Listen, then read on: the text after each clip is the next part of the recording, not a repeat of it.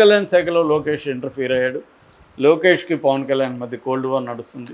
Cold war నడుస్తుందా లేదనేది పక్కన పెడితే ఈ విషయంలో లోకేష్ స్పందన కరెక్ట్గా ఉంది, ప్రజలకు అనుకూలంగా ఉంది.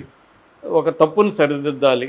ఎందుకంటే ఫారెస్ట్ అది టైగర్ రిజర్వ్లో ఉండి అక్కడికి వచ్చే భక్తులకి టైగర్స్ వల్ల వైల్డ్ యానిమల్స్ వల్ల ఇబ్బంది ఉందనుకుంటే సెక్యూరిటీ ప్రొవైడ్ చేయండి అని ప్రజలు అడుగుతున్నారు అక్కడ. అంతేగాని ఇప్పుడు శ్రీశైలం వెళ్తున్నారు, మొన్న కూడా ఏనుగులు దాడి చేశాయి. అంత మాత్రాన్ని శ్రీశైలం మూసేశారా? ఏనుగుల దాడిలో 6 మంది చనిపోయారు. మరి మూయలేదు కదా. వాళ్ళకి సెక్యూరిటీ ఎలాగా, అక్కడ పోవడానికి రూట్లు ఎట్లా ప్లాన్ చేసుకోవాలి అదే ఆలోచించాలి తప్ప తిరుమలలో కూడా పులి దాడి చేసి ఆ మధ్య పాప చనిపోయింది, తిరుమల మూసేశారా? లేదు కదా.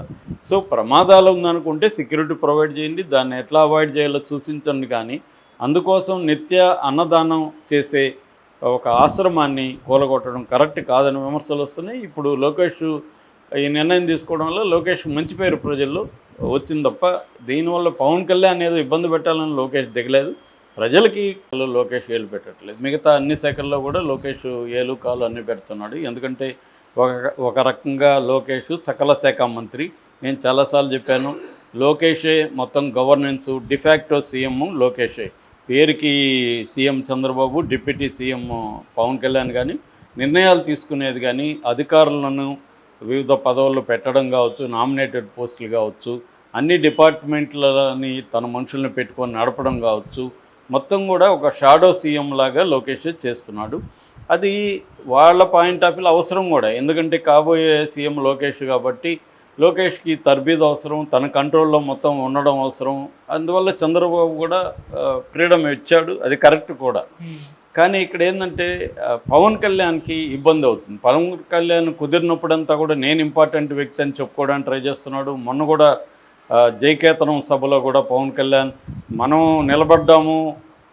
నిలబడ్డమే కాకుండా 40 ఏళ్ల వయసున్న తెలుగుదేశాన్ని కూడా నిలబెట్టాము అని ఆయన ఒక పక్క చెప్పుకుంటుంటే, ఇక్కడేమో పవన్ కళ్యాణ్ శాఖలో లోకేష్ ఏలు పెట్టాడు అనేది ఇప్పుడు కొత్తగా వస్తున్న వార్త. అసలు ఏం జరిగింది? పవన్ కళ్యాణ్ శాఖలో లోకేష్ ఏలు పెట్టాల్సిన అవసరం ఏర్పడిందా? ఏం జరిగిందన్నప్పుడు కడప జిల్లాలో బద్వేల్ దగ్గర జ్యోతి క్షేత్రం అంటారు, జ్యోతి క్షేత్రం. దాని అవధూత కాశీనాయన జ్యోతి క్షేత్రం. అది అంటే ఈ అవధూత కాశీనాయన ఎవరంటే ఈయన అసలు పేరు మొండిల్లి కాశిరెడ్డి. ఈయన పేరు. ఈయన పొట్టి శ్రీరాములు నెల్లూరు జిల్లాలో సీతారామపురం మండలంలో బెడిసిపల్లి అనే గ్రామంలో జన్మించాడు. వీళ్ళ అమ్మ నాన్న కాశమ్మ సుబ్బారెడ్డి. ఈయనకి చిన్నప్పుడే ఒక గురువు అతిరాచి గురవయ్య అనే ఒక గురువు పరిచయం అయ్యాడు. దాంతో ఆయన వేదాంతం లేకపోతే స్పిరిచువలిజం వైపు వెళ్ళిపోయి కాశీ నుంచి కన్యాకుమారి వరకు తీర్థయాత్రలు చేశాడు. అనేక పుణ్యక్షేత్రాలు అవన్నీ దర్శించాడు. దాని నుంచి ఆయన తత్వశాస్త్రం అవన్నీ కూడా, ఈ హిందూ తత్వశాస్త్రం ఇవన్నీ కూడా, ఇండియన్ ఫిలాసఫీ అవన్నీ చదువుకున్నాడు. దాని తర్వాత కడప జిల్లా మిగతా జిల్లాలకు వచ్చి ఆశ్రమాలు పెట్టడం మొదలుపెట్టాడు. అలాగా దాదాపు 100 ఆశ్రమాలు, గుళ్ళు ఆంధ్రప్రదేశ్లో ఈయన పేరుతో ఉన్నాయి, కాశీనాయన అని. ఆ తర్వాత ఆయన 95లోనే సమాధిలోకి వెళ్ళాడు. ఆ తర్వాత 99 అక్టోబర్లో ఆయన చనిపోయాడు. డిసెంబర్ 6 99 డిసెంబర్ 6 ఆయన చనిపోయారు. చనిపోయిన తర్వాత కూడా ఆయనకి సమాధి, గుడి అవన్నీ కట్టారు. సో ఇప్పుడు ఇక్కడ ఈ ఆశ్రమం యొక్క గొప్పదనం ఏంటంటే ఈ నిరంతరం నిత్య అన్నదానం జరుగుతుంటుంది. మొన్న కూడా నాకు తెలిసిన వాళ్ళు కూడా ఒక 30 మంది అక్కడ భోంచేసి వచ్చారు. రెండోది, అక్కడ కులం ఉండదు, మతం ఉండదు. నువ్వు హిందూ అయినా తినచ్చు, ముస్లిం అయినా తినచ్చు, దళితుడైనా తినచ్చు, స్త్రీలు తినచ్చు, ఎటువంటి వివక్షతలు లేవు. మూడోది, అది సెల్ఫ్ గవర్నమెంట్ నుంచి ఫండింగ్ ఏం లేదు.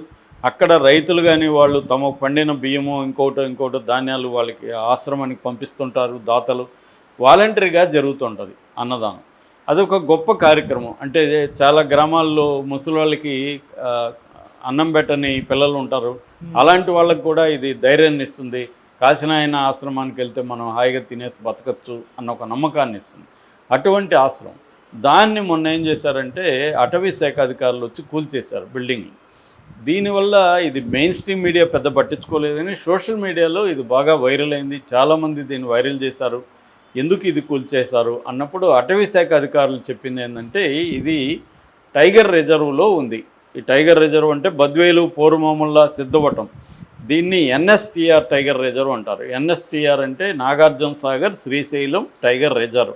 ఈ ఎన్ఎస్టీఆర్ మధ్యలో ఇది ఉంది. అందుకని మేము కూల్చాల్సి వచ్చిందని. దీనికి సమాధానం కొంతమంది ఏం చెప్తున్నారంటే, గతంలో ఇది 25 ఎకరాల విస్తీర్ణంలో ఉంది. దీనికి అవినాష్ రెడ్డి, ఎంపీగా ఉన్న అవినాష్ రెడ్డి అటవీ శాఖ అధికారులతో మాట్లాడి, ఇది అటవీ భూమి 25 ఎకరాలు ఉంది కాబట్టి మేము ప్రైవేటు భూమి దీనికి డబ్బులు 50 ఎకరాలు అటవీ శాఖకి ఇస్తాము అని ఒక రాజీ కుదుర్చుకొని అటవీ శాఖ 50 ఎకరాలు అవినాష్ రెడ్డి ఇప్పించాడు గతంలో. సో ఇప్పుడు అది ఇప్పించినాకే సెటిల్ అయింది కదా, మళ్ళీ ఇప్పుడు వచ్చి ఎందుకు చేశారనేది నెంబర్ 1 ఇది. నెంబర్ 2 ఆర్గ్యుమెంట్ ఏంటంటే, మీరు టైగర్ రిజర్వ్ అంటున్నారు, మరి తిరుమల ఎక్కడుందమ్మా? తిరుమల బయోస్పియర్లో లేదా? మరి దాన్ని ఎందుకు వదిలేశారు? శ్రీశైలం ఎక్కడుంది? శ్రీశైలం కూడా ఈ నాగార్జున సాగర్ శ్రీశైలం టైగర్ రిజర్వ్ మధ్యలోనే శ్రీశైలం ఉంది కదా, మరి దాని జోలికి మీరు ఎందుకు పోరు? అయ్యప్ప స్వామిది ఎక్కడుంది? పెరియార్ టైగర్ రిజర్వ్లో ఉంది, శబరిమలై. మరి దాని జోలికి ఎవరైనా వెళ్తున్నారా? సద్గురు ఆశ్రమం 150 ఎకరాల్లో ఎక్కడుంది? అది ఎలిఫెంట్ కారిడార్లో ఉంది. సో ఇలాగా ప్రముఖ దేవాలయాలు, ప్రముఖ ఆశ్రమాలంతా కూడా రిజర్వ్ ఫారెస్ట్లో ఉంటే, మీరు మాత్రం దీన్ని మాత్రం ప్రజలకి నిరంతరం ఉపయోగపడేది, అన్నదానం, పేదలకి అన్నదానం పెట్టే ఒక ఆశ్రమాన్ని కూలగొడతారా అన్న విమర్శలు బలంగా వచ్చాయి. దీంట్లో లోకేష్ స్పందించాడు. పవన్ కళ్యాణ్ స్పందించాలి. యాక్చువల్గా పవన్ కళ్యాణ్ ఈ మధ్య నేను సనాతన ధర్మం బోర్డు ఏర్పాటు చేయాలి, సనాతన ధర్మం కోసం నేను ప్రాణాలు ఇస్తానని ఊగిపోతూ మాట్లాడుతున్నాడు. అలాంటి పవన్ కళ్యాణ్ సొంత డిపార్ట్మెంటే అటవీ శాఖ అధికారులు కూలగొడుతుంటే ఈయన మాట్లాడలేదు. ఆయన కూడా కాసిన ఆయన కూడా సనాతన ధర్మం కోసమే ఆయన జీవితాంతం పనిచేశాడు, చనిపోయాడు. ఇప్పుడు సనాతన ధర్మం అంటే ఏంటి? పేద ప్రజలందరికీ హెల్ప్ కావడమే, సహాయపడమే సనాతన ధర్మాన్ని నిన్న కూడా జైకేతనం సభలో చెప్పాడు ఆయన. మరి ఇది అదే కదా.